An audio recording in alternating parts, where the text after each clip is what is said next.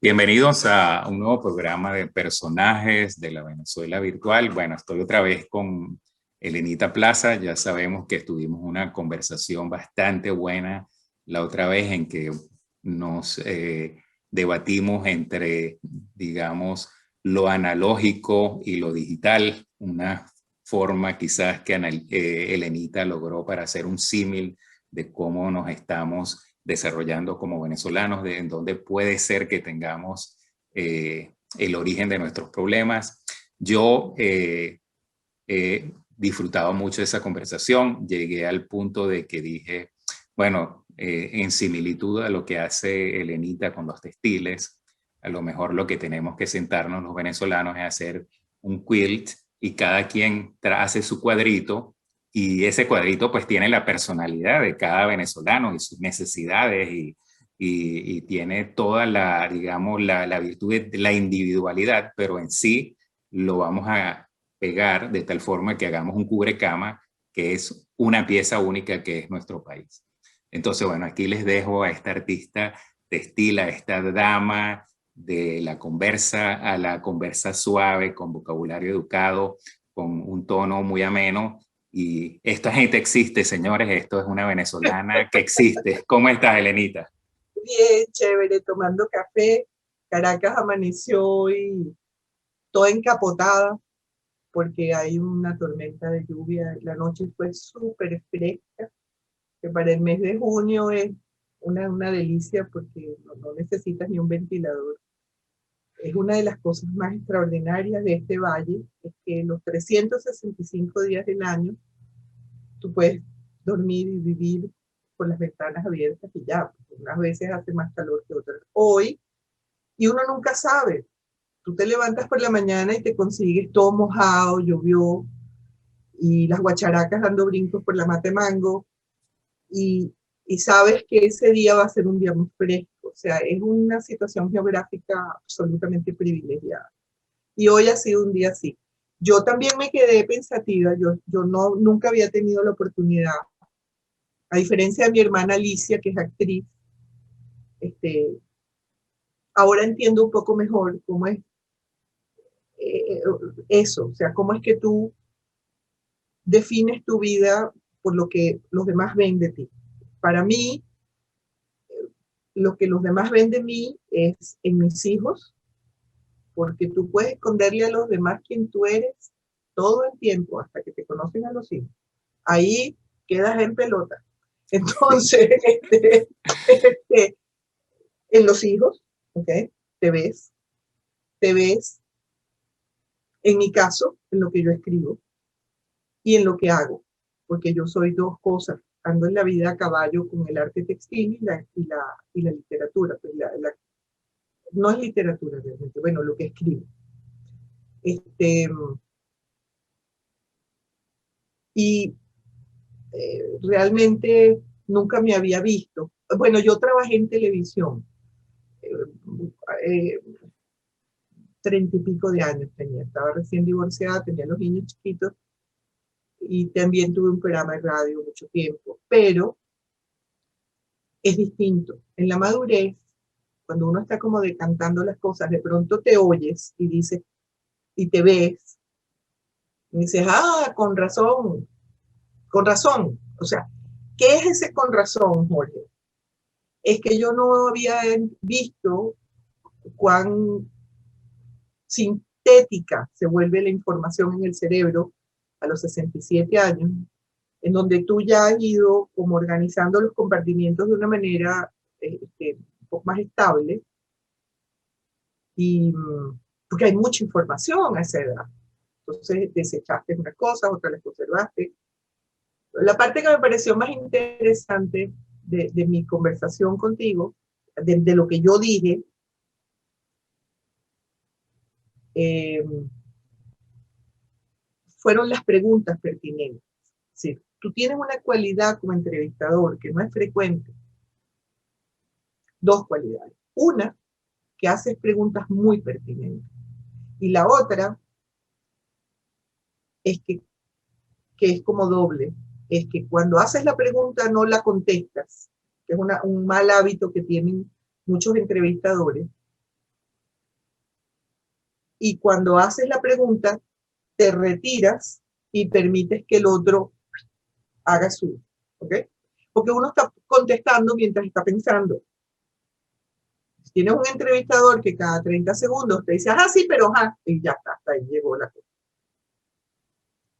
Entonces me pareció tan brillante que yo te quería proponer, de hecho lo estábamos conversando antes de empezar la grabación, que yo quisiera también, en esta entrevista, esta segunda parte, que hablemos un poco de ti, porque no solo es esta iniciativa tuya lo que me llama la atención, sino que me puse a investigar y encontré que has publicado un libro que te defines como filósofo, como trotamundos, y que un poco entender entonces ese venezolano interesante que eres tú, que también, señores, esto existe, o sea, Sí. es un venezolano que sabe el contexto de las palabras, que una palabra dicha en el contexto inadecuado es mucho más inapropiada que porque la palabra es inapropiada en sí, ¿no?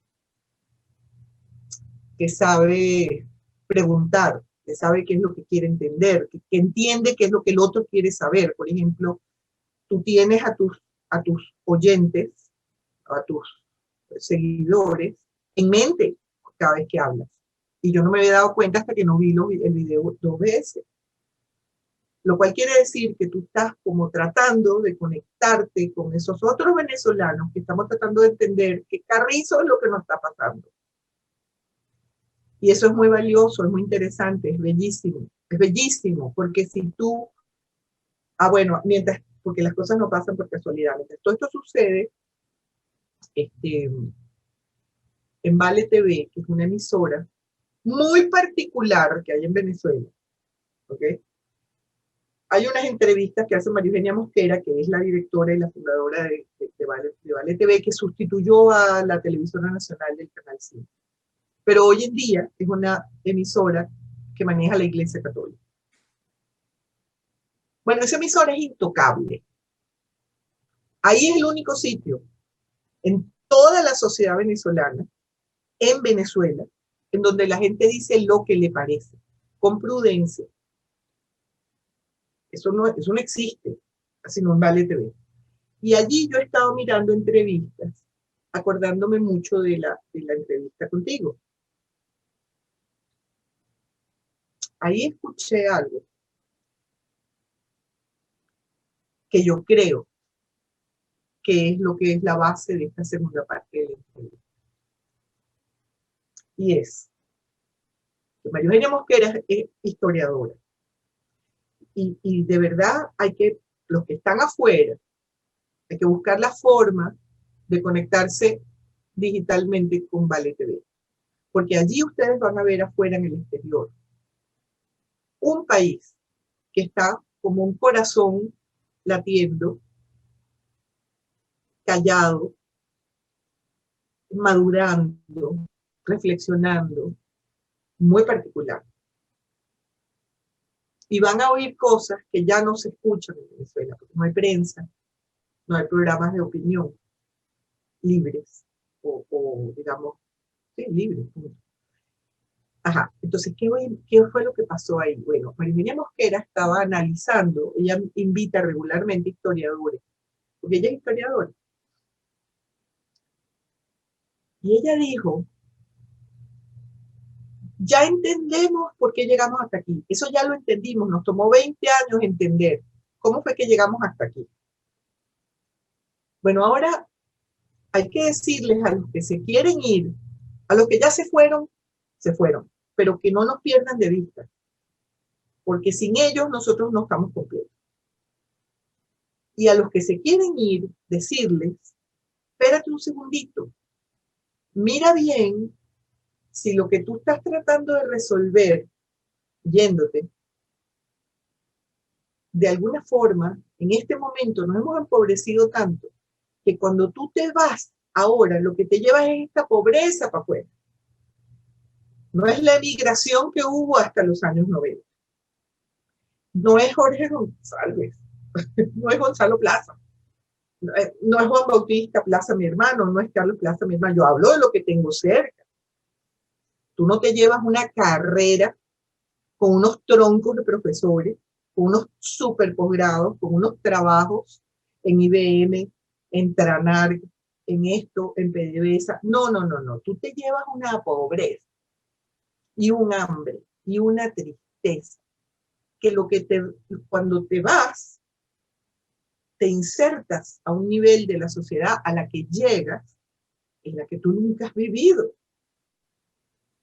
Y en lugar de ser ingeniero de sistemas que viene de IBM y va para la OPEP, la situación es ingeniero de sistemas que vendía computadoras y arreglaba laptops y no sé qué, y ahora se va a manejar Uber o a vender perro caliente para otro, ni siquiera en tu propio carrito, sino para otro, o a cuidar niños, o a cocinar, ni siquiera en tu restaurante, porque no es posible que te lleves $50,000 o $60,000 para medio montar mal montado un cuchitril para vender lo que sea. Claro que hay excepciones, yo no te digo que no, pero si tú entiendes que lo que te pasó fue esto y que la consecuencia es esto otro, es como más fácil. Dices, bueno, ok. Ahora, ¿qué sucede? Ella lo planteaba de una manera muy hermosa. Por eso es que yo pienso que las mujeres en Venezuela tenemos mucha responsabilidad de la torta y de la solución también.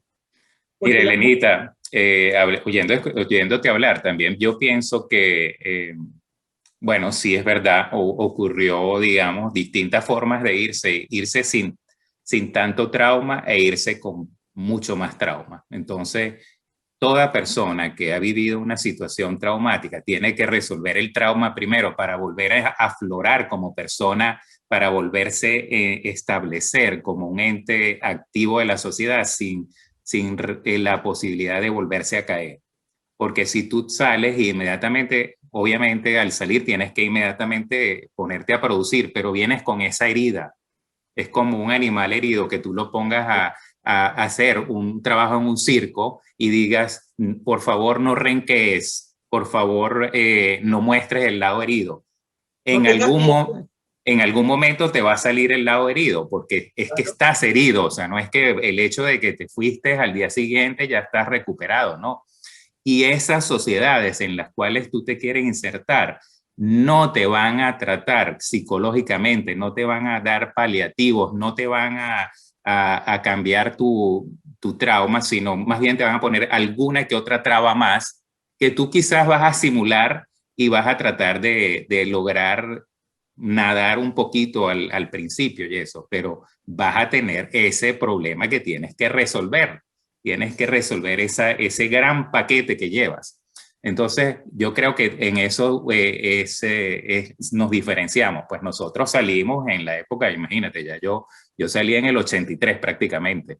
Entonces, bueno, una gente que lo que teníamos era estima propia para votar por todos lados. Venezuela era el país con el número de kilómetros más alto per cápita a nivel mundial. Y con eso me fui yo de hombre joven a Alemania, que el que me nombraba Venezuela le sacaba, mira, Venezuela tiene tantos kilómetros de autopista, que el sueldo mínimo es tal, el ingreso per cápita, el PIB, todo eso. O sea, con eso era que nos íbamos a ponernos de té a té contra cualquier sociedad.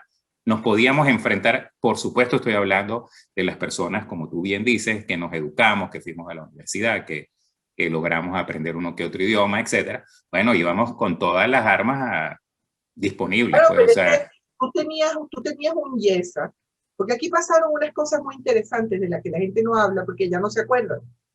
Y los que hicieron eso ya se murieron. Y este es un país que Domingo Miliani, un escritor venezolano muy lúcido, escribió un libro que se llama País de Lotófagos. En la Ilíada, Homero describe a Ulises llegando con su tripulación a una isla en donde había un problema gravísimo, porque había unas flores hermosas, las flores de loto, que tenían un gran problema. Una vez que tú te las comías, perdías la memoria. Y eso impedía que Ulises pudiera volver a montar los hombres en el barco, porque él les decía, Somos la tripulación que está tratando de regresar a Ítaca. Somos la tripulación de los héroes, ¿sí? Y los tipos le decían, ¿qué? No, yo estoy muy rico aquí en mi isla, a mí no me fastidie. Vaya para allá, yo no sé ni quién es usted. Entonces, la imagen es muy bella porque Venezuela es un país de lotófagos. Nosotros comemos loto todo el tiempo y se nos olvida todo. Entonces, un poco el trabajo al que nos hemos dedicado, tú por tu lado, yo por el mío, sin estar conectados, por eso la imagen de tu colcha de parcho es tan bella. Y de hecho, te voy a tomar la idea y voy a proponerle a un grupo de personas que nos están financiando en Venezuela para hacer trabajo textil en los barrios, porque yo tengo años haciendo esto, pero Adriana Meneses, la hija de Sofía Inver, que era la directora, entre otras muchas cosas que ha sido en su vida, ella es museógrafo, y, o sea, es museólogo, perdón, no es museógrafo, es museólogo, es egresada de una universidad, tiene estudios de cómo se hace un museo. Ella era la directora del Museo Jacobo Borges en Cate. Y con ella estuvimos trabajando varios años con mujeres de los barrios del oeste de la ciudad.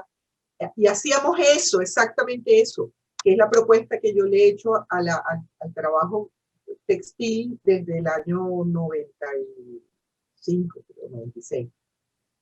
Cada mujer, hágame un trozo de una imagen, o varios, lo que quieran, de cómo es su barrio, cómo es su Caracas, cómo es su vida, cómo es su familia, qué es lo que ellas ven. Las enseño a dibujar, las enseño a... Y entonces eso lo bordan, lo hacen con pedacitos de tela. Y cuando tú ves la imagen completa, te quedas, dices, ok. Es decir, eso pasó con las migrantes campesinas en Estados Unidos, que por primera vez la sociedad de Palm Beach, donde está el museo que me contrató, donde está es decir, cuando esas personas llegaban al museo y veían la colcha de parchos que hicieron las mujeres migrantes campesinas, vieron por primera vez a una persona nadando en el río, agarrado una tripa, con su bebé amarrado atrás, y a otra corriendo por el desierto. O sea, y una de las imágenes más poderosas que tiene ese cuento es unas figuras que están acostadas en el piso, que uno cree que están muertas, ¿no? Entonces, cuando tú le preguntabas a Elida, que fue la mexicana que hizo esa,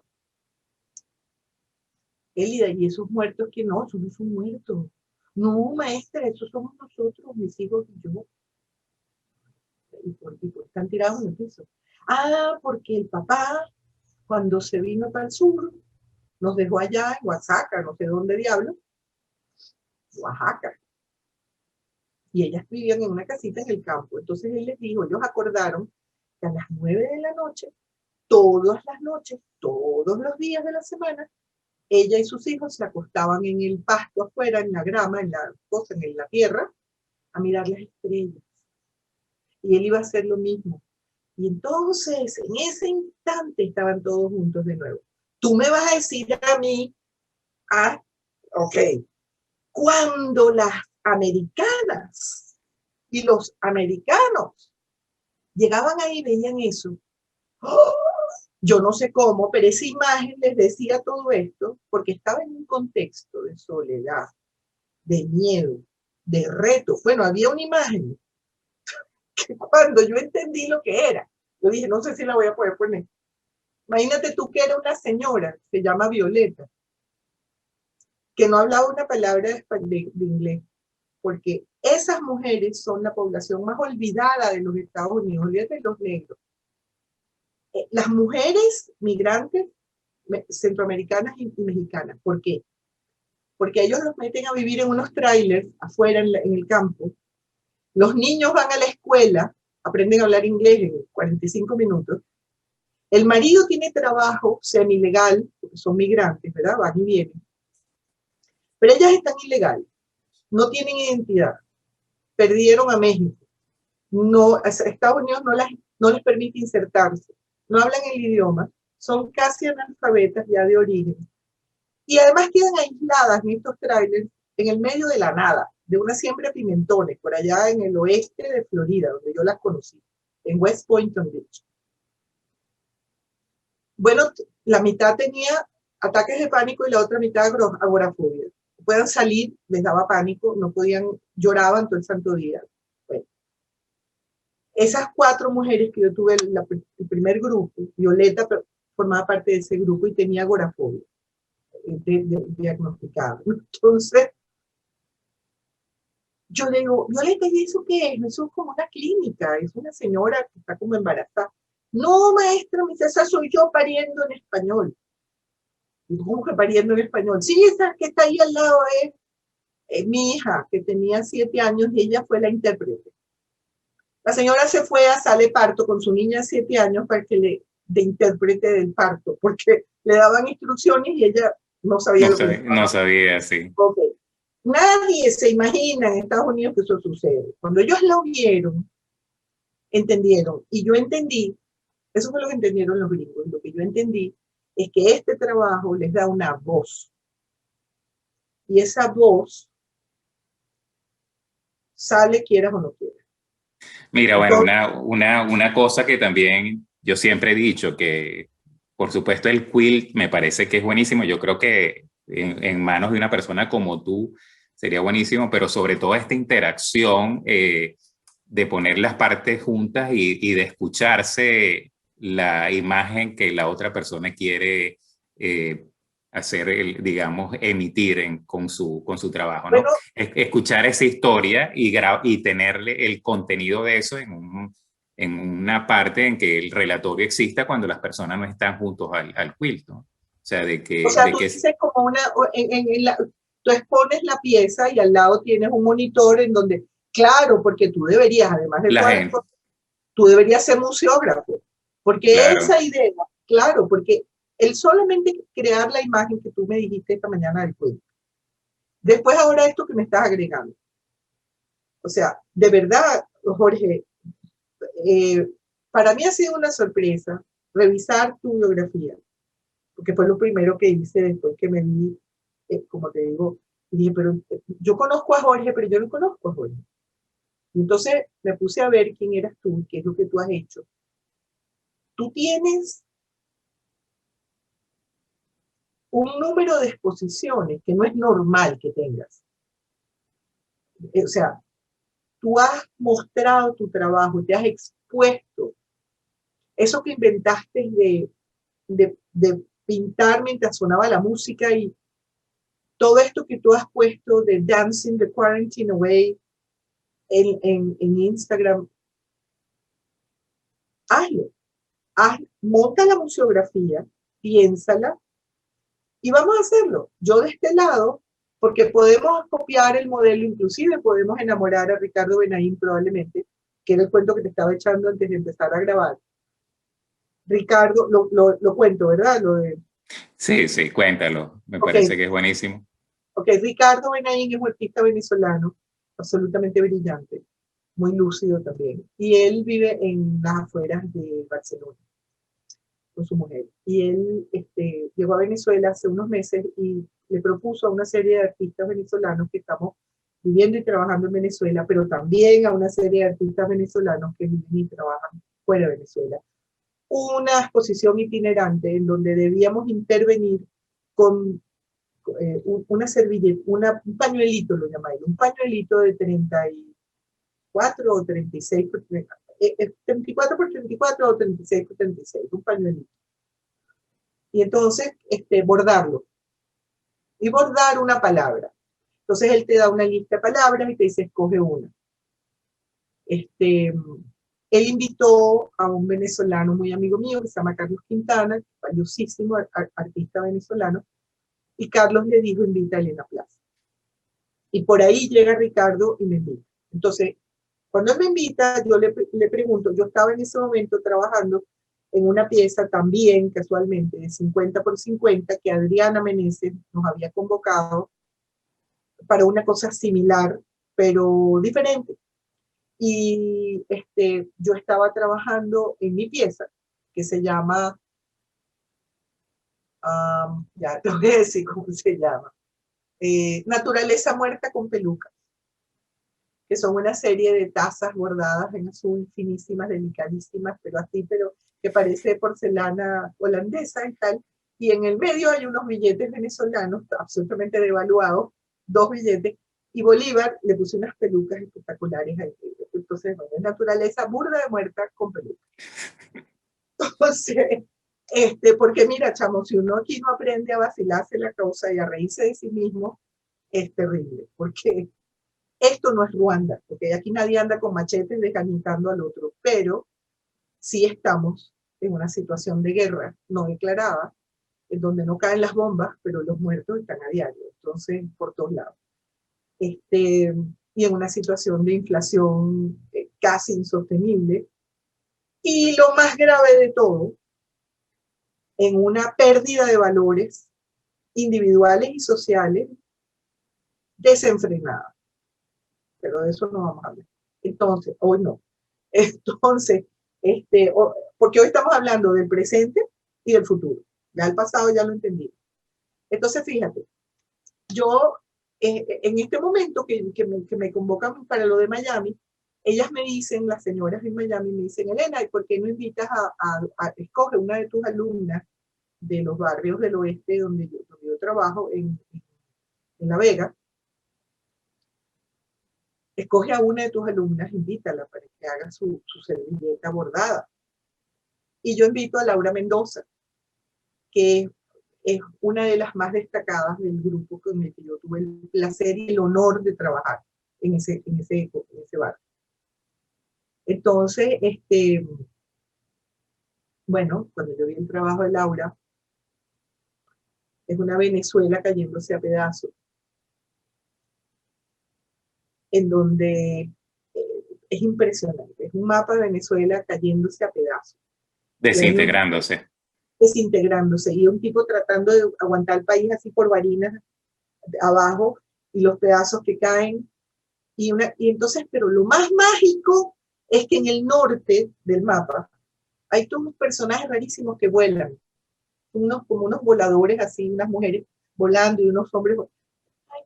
Esa mujer es absolutamente única. Entonces, porque además conceptualiza, es muy, muy difícil. Entonces, llegó el momento de mandar eso para Miami, el de ella no estaba listo, entonces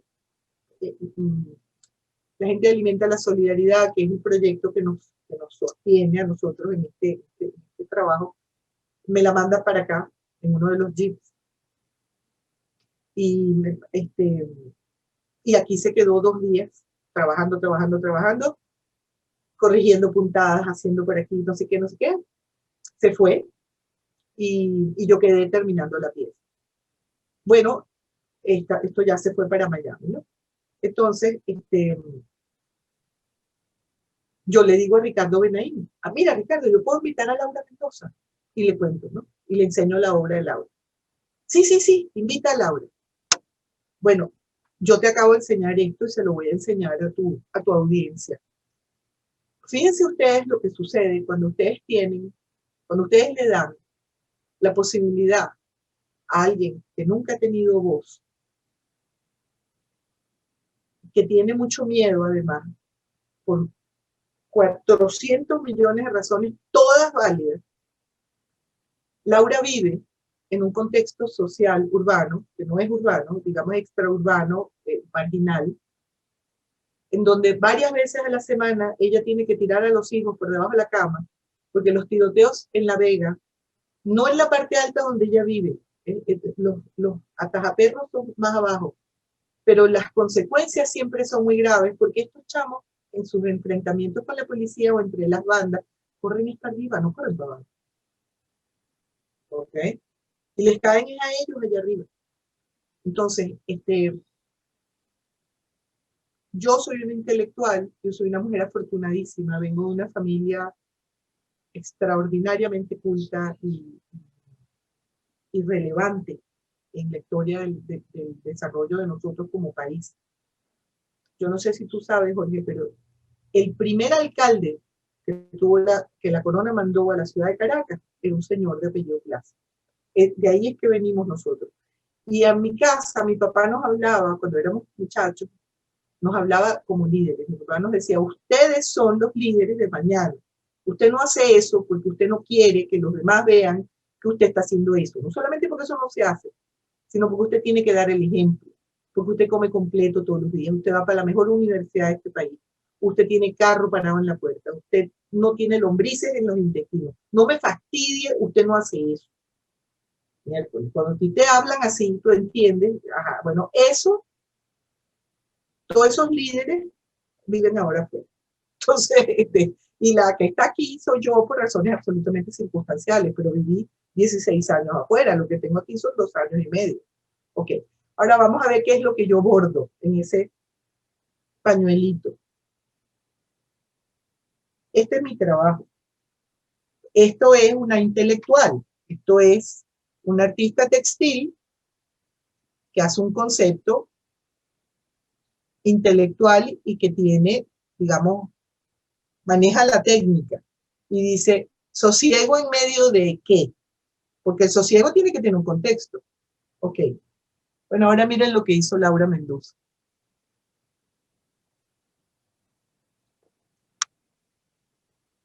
Laura Mendoza entiende mejor que yo, mejor que muchos de nosotros, de qué se trata esto. Miren esta mano. Y miren esta otra. Este es el país. Este es el país. Nosotros queremos pensar que no, pero esto es lo que es. Miren la mano del hombre, de la mujer, las uñas pintadas, en una sociedad donde la gente no come suficiente. Y el bling bling. Nosotros somos así. Creer que somos austríacos o suecos o argentinos no nos va a funcionar. Eso es lo que nosotros somos. Y ciertamente vivir en la incertidumbre de manera constante, fija, que no se mueve, incertidumbre, incertidumbre, incertidumbre. Ya tenemos 100 años viviendo en incertidumbre después de que se acabaron las montoneras y la guerra civil. Es decir, ¿qué viene ahora? ¿Será que mañana hay un golpe de Estado? ¿Será que nos van a invadir los americanos? ¿Será que los muchachos que fueron van a regresar? ¿Será que vamos a tener con quién armar un país de nuevo? ¿Será que habrá papel toalé la semana que viene? O sea, tú vas desde lo más sublime a lo más prosaico en una completa incertidumbre, completa. Ni les digo lo que es el tema de las vacunaciones del COVID-19, porque ¿para qué? ¿Para qué vamos a hablar de eso? Ese presente lo sabemos, lo tenemos aquí. Entonces, ¿para qué nos vamos a pasar una entrevista en donde a mí me parece que lo más importante, me parece a mí, modestamente, de verdad, humildemente de corazón, es de dónde venimos y para dónde vamos? ¿Para dónde vamos? Bueno, les decía lo de Vale TV, porque en esa entrevista, que me pareció tan genial, con un historiador que, aunque me maten, no me acuerdo el nombre, ellos hablaban, María Eugenia decía, que Venezuela ha tenido un papel curiosísimo en la historia de América Latina.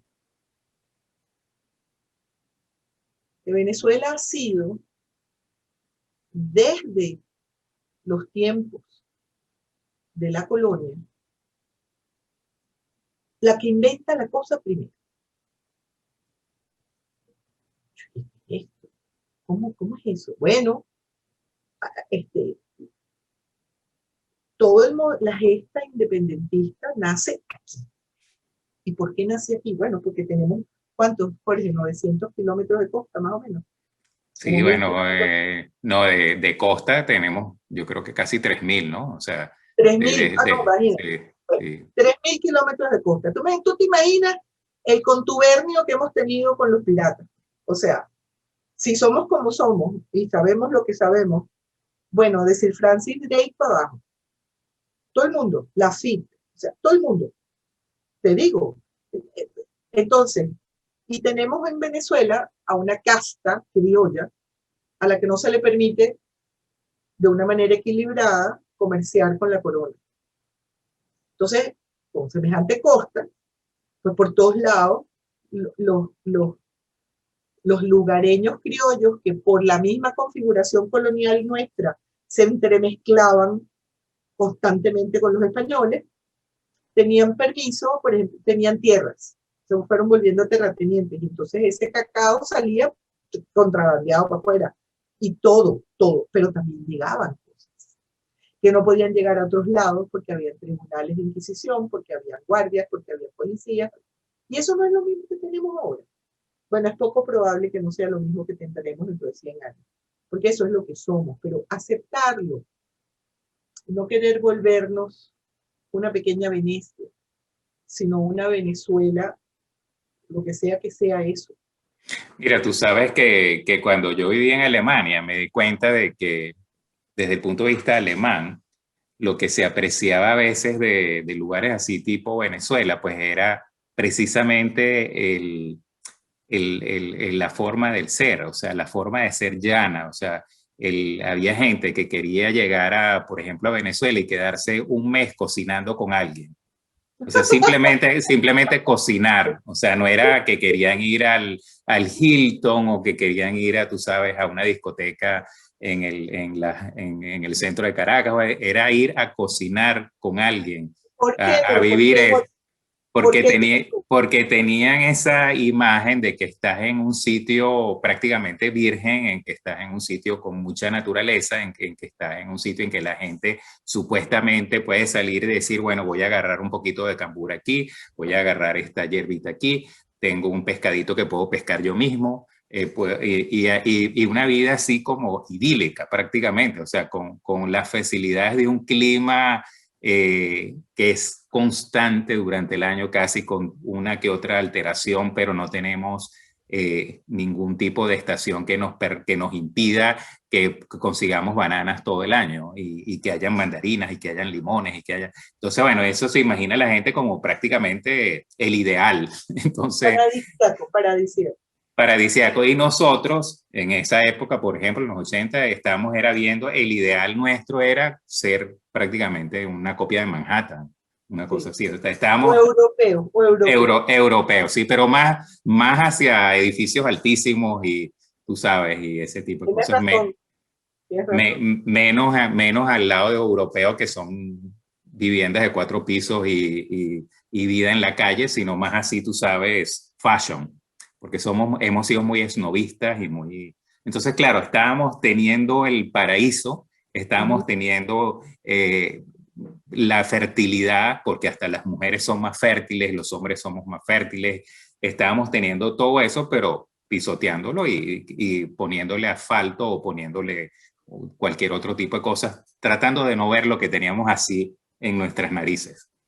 Y yo creo que ahorita, bueno, yo creo que siempre se puede llegar ahí porque esa naturaleza, todo eso está. Ese es un lugar único del mundo en que tienes la confabulación de ríos, la confabulación de los vientos alisios, tienes solamente lo que te llega a través del mar. Eso es Sí. increíble.